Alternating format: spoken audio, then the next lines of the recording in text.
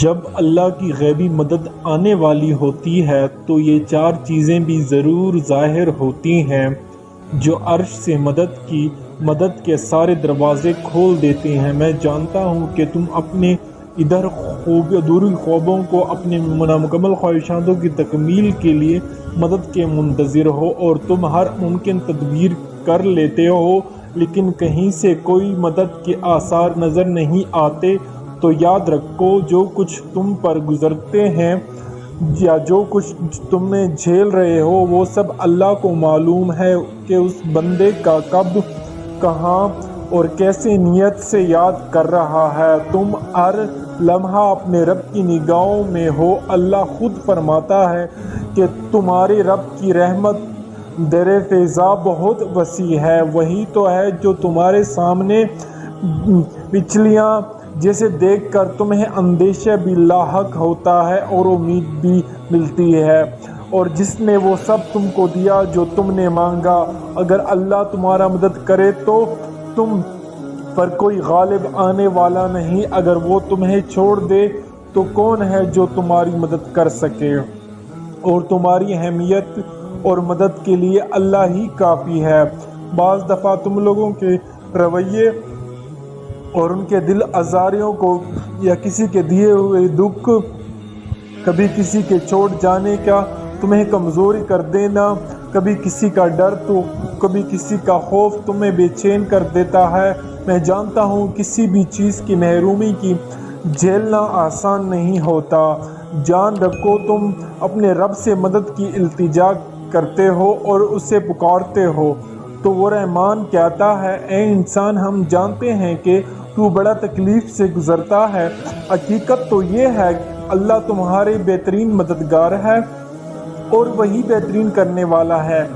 جانتا ہوں جب بندہ مومن اپنے رب کے ساتھ مخلصانہ تعلق رکھتا ہے اور اس میں کوئی منافقت نہیں ہے، کوئی فریب نہیں ہے، تو اللہ کا تعلق بھی اس کے ساتھ ریسپریکٹ، اور اللہ کا قول حدیث قدسی ہے کہ میرے بندے میرے بارے میں جو کچھ گمان کرتے ہیں میں وہی سلوک اس کے ساتھ کرتا ہوں۔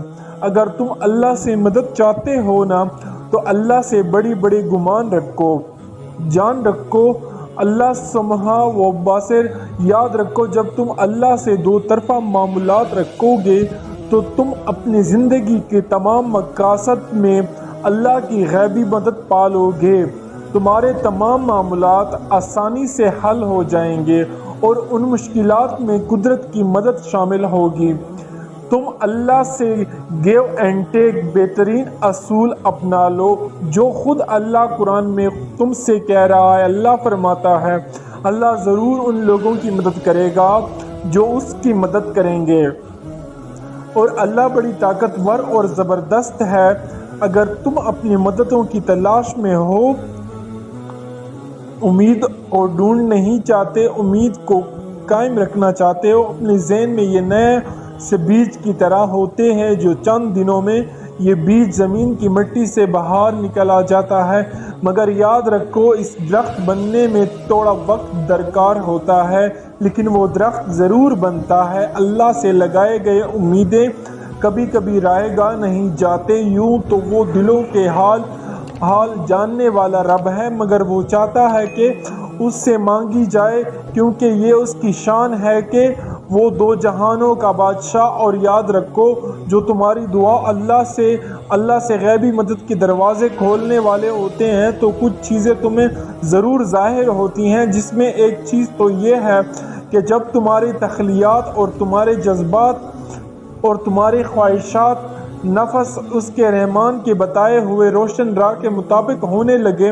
اور تمہاری زندگی میں ایک مثبت بدلاؤ آنے شروع ہو جائے تو وہ رحمان تمہارے باقی اور تمہاری فطرت کی ہر مانگی پوری کرنے کے لیے بہترین اسباب بنا دیتا ہے، کیونکہ وہ اپنے وعدوں کا سچا ہے۔ میرے رب خود فرماتا ہے، اسی طرح ہم موسیٰ کو اس کی ماں کے پاس پلٹے تاکہ اس کی آنکھیں ٹھنڈی ہوں اور وہ غمگین نہ ہو، اور جان لے کہ اللہ کا وعدہ سچا ہے۔ وہ تم سے کہتا ہے، مجھ سے وابستہ ہو جاؤ، وہ ہے تمہارا مولا، اور بہت ہی اچھا ہے وہ مددگار۔ جانتے ہو وہ کون سا ایسی چیز ہے جو ظاہر کرتا ہے کہ اللہ کی غیبی مدد آنے والی ہے، کہ جب تم سے مطالبہ پرست دنیا مضرب یا بے یقینی نہیں، چاہیے تم پر کتنی ہی مسلح کے پہاڑ ٹوٹ پڑے یا اللہ کی انعامات کی کتنی ہی بارش ہو رہے ہوں، دونوں ہی صورتوں میں تم ثابت قدم کے ساتھ راہ حق